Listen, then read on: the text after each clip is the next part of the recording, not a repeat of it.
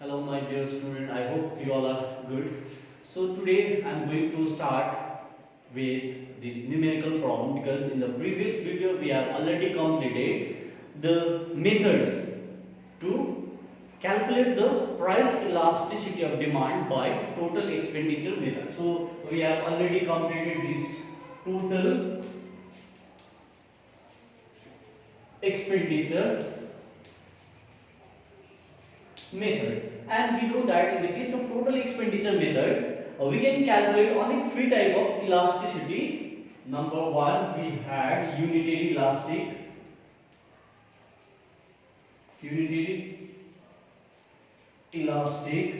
Number two, elastic, and number three, inelastic demand.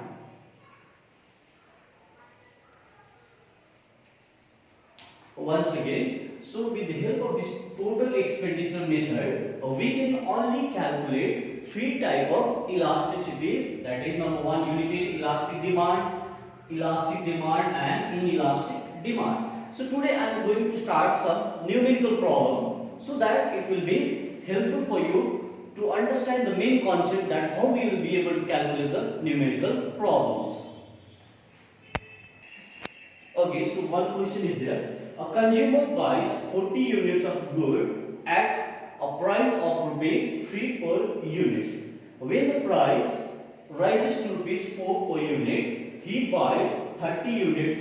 Calculate the price elasticity of demand. EP is your price elasticity of demand by total expenditure method. So for your ISC exam, this question is important. At least you get one question from this price elasticity of demand. So you have to calculate the numerical value of this price elasticity of demand. Now the question is, you can see that quantities Q is given as 40 units, and the price P is given as 3 rupees per unit. Now when price rises to rupees 4, that means P1 equals to 4, you can see that quantity demand Q1 is given as 30. That means due to rise in price from rupees 3 to 4, the quantity demand is decreasing from 40 to 30 units. So here we have to apply the total expenditure methods to calculate the price elasticity of demand. So we'll make one table. We'll write price, quantity, and one more column will make total expenditure. So price we can represent it by P. This one is your Q. This total expenditure TE equals to price into quantity. Now by calculating the total expenditure, we will come to know whether the demand will be elastic, unitary elastic, or inelastic. So let's start. So initial price is given rupees 3. Initial price is 3, and quantity demand is given 40 units. So here we have to calculate the total expenditure. We know that total expenditure equals to price into quantity. So price we have 3 into quantity we have 40 units. So here we will get 4 3 is 12, 120. Similarly, again we will calculate the total expenditure due to change in price. So next price we have 4, and the quantity demand we have 30 units. So again we will do the same thing. We will calculate the total expenditure. So here we will get 4 into 30, we will get 120. So what we can see that in both the cases, the total expenditure is same. 120. So here total expenditure is not changing, and we know that when the total expenditure remains same after the change in price, then the price elasticity of demand will be equals to 1. So here we have already calculated the total expenditure. In first case we have 120. Again we have calculated the total expenditure. In the second case we got the same value, that is 120. So in both the cases total expenditure is remaining same. So here the price elasticity of demand will be equals to 1. So we have done these things in a definition also. And one more thing, this method, total expenditure method, is one of the easiest method of calculating the price elasticity of demand. Now one more question I am going to solve. This is also from the same chapter, and here we have to use the total expenditure method to determine whether the demand is elastic or inelastic. So after calculation we will come to know that whether there is a change in total expenditure or not. So if there is change in total expenditure, then we will come to know whether the demand is elastic or inelastic. So we will start in the same way like the previous term. We will make one column for price, quantity and total expenditure.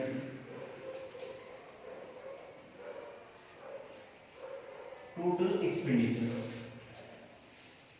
So here the initial price given 5 rupees, 5, and the quantity demand is 20. Now the price is increasing from rupees 5 to rupees 6 per unit, and the demand falls from 20 to 10 units. So if you calculate the total expenditure, we know that formula T equals to price into quantity. So 5 into 20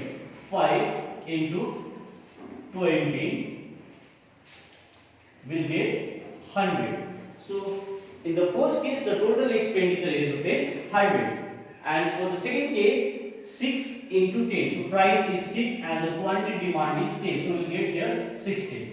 Now if you compare the total expenditure before and after changing the price, we can notice that the total expenditure is decreasing from rupees 100 to rupees 60. So if the total expenditure decreases after the change in price, then we can say that the demand is inelastic. So in this case demand will be inelastic. Demand is inelastic. That is, the value of EP will be less than 1. So this is the another sum. Now I request you to do the remaining sums by yourself. Now I am going to start this next method of measurement of price elasticity of demand, that is geometric method. So percentage method we have already done, total expenditure we have already done. Now this is the last method of measuring the price elasticity of demand. So in the case of geometric method, the price elasticity of demand is calculated by formula EP equals to line segment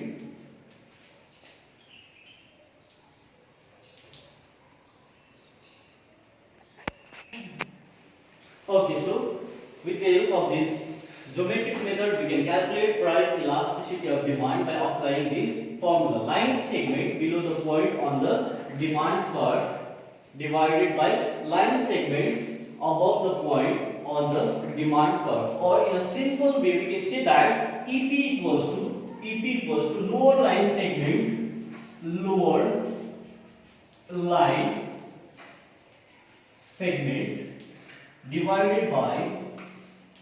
divided by upper line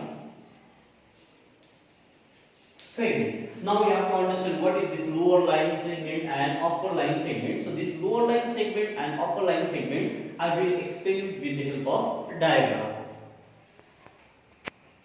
One more thing, by using this geometric method, we can calculate the price elasticity of demand on linear demand curve. Linear demand means on straight line demand curve as well as on non-linear demand curve. So first you have to understand what is linear demand and non-linear demand. So I will represent this one with the help of diagram. So when we are going to calculate the elasticity of demand on a straight line, suppose say AB is a line, AB, these are the 2 points, AB is a line, and if we are going to calculate the price elasticity of demand at any point, whether it is point M or N, then we can see that this line is a straight line. So this type of demand curve is called linear demand curve. Whereas in the case of non-linear demand curve, the shape of the demand curve will be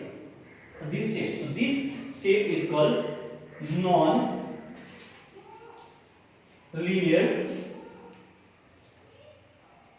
demand curve.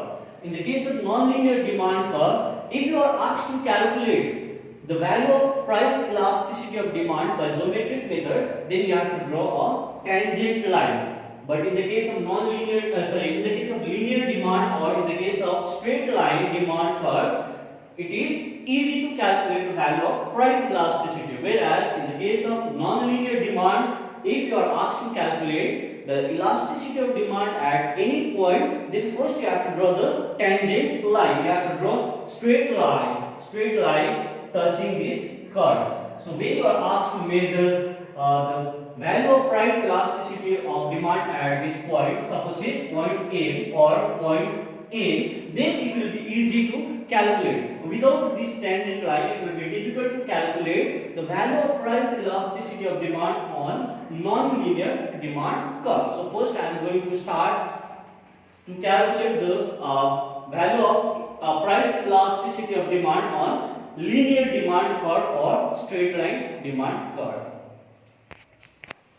Okay, now I am going to explain you how to calculate the value of price elasticity of demand on linear demand curve. Suppose say I am going to calculate the price elasticity of demand at this point, suppose say K. Now we know that in the case of geometric method, the formula EP equals to lower line segment divided by upper line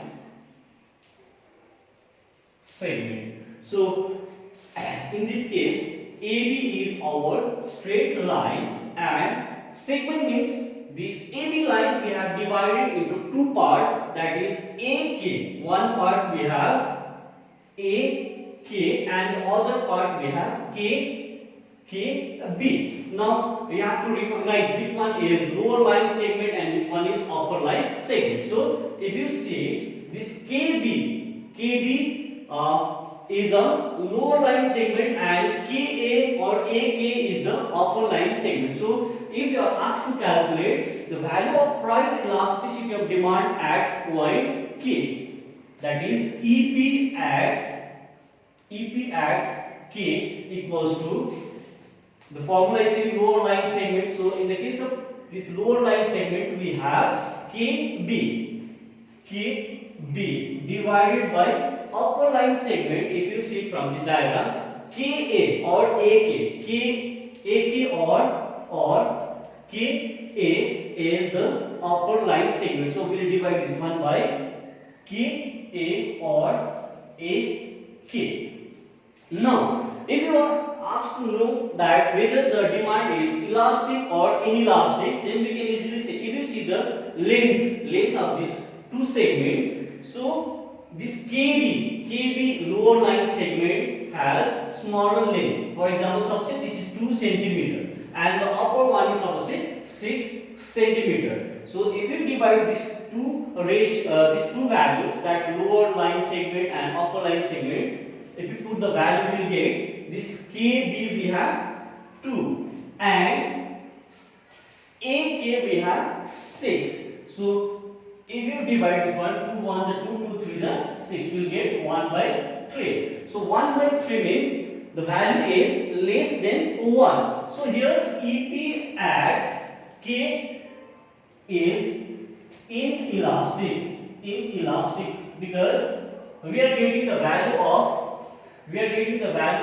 EP at K that will be less than 1. So this is the method to calculate the price elasticity of demand in the case of linear demand curve. And one more thing, in the case of this linear demand curve, if we calculate the value of price elasticity of demand at the different point, then we'll get the different values of price elasticity of demand. If we calculate, suppose say at point M, then we'll get the different value. If we calculate at point, suppose say N, then we'll get the different value of price elasticity of demand. Similarly, if we calculate at point, suppose say Q, then we'll get the different value of price elasticity of demand.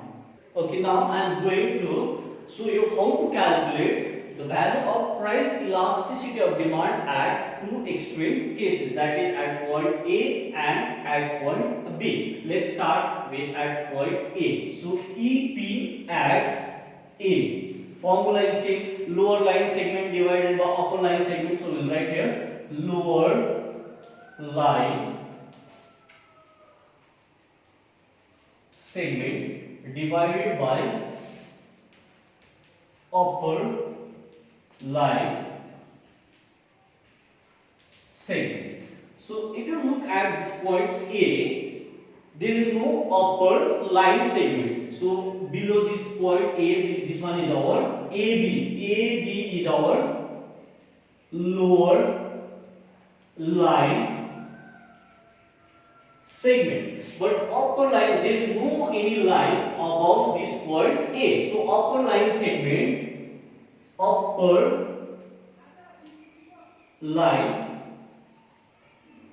segment will be equals to 0, since there is no any line above this point A. So if you put the value, lower line segment we have AB, AB lower line segment divided by upper line segment we have 0. There is no any line above this point A. So here upper line segment will be 0. So if you calculate this value, any number divided by 0 is equals to infinity. So here at point A we will get EP is equals to infinity. Okay, next I am going to show you how to calculate the price elasticity of demand at point B. So formula is almost same, EP at B. That means price elasticity of demand at point B is equals to, formula is same, lower line segment divided by upper line segment. Now here you have to understand which one is our lower line segment, what is the value, which one is our upper line segment, what will be the value of that upper line segment. So EP at B, lower line segment means there is no any line below this point B. There is no any line below this point B. So here lower line segment will be 0. Lower line segment will get 0. And upper line segment above point B we have line AB. So here 0 divided by AB. EP at point B is equals to 0 divided by AB. So if you divide 0 by any number, we will get the value 0. So EP at point B is equals to 0. Now next I am going to calculate the price elasticity of demand at midpoint. Suppose this is the midpoint. That means this line AB I am going to divide into two equal segments. So if we divide this line into two equal segments, then here the lower line segment and upper line segment value will be same. Let's consider this point as M. Now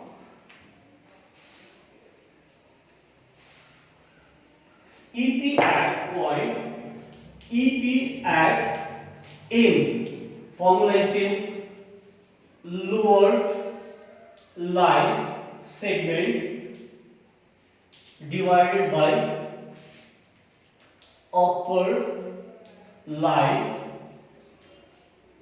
segment. So here, as I said, this line AB is divided in two equal parts, or we can say that there are two segments, MB and MA or AM, and these two are same. Suppose see, this length is 3 centimeter, then this one is also 3 centimeter. Now EP at point M, EP at point M is equals to MB, lower line segment, MB divided by MA. So for our example, I have considered here MB also 3 centimeter and MA also 3 centimeter, because this point M lie on the midpoint. So AB line is divided into 2 equal half.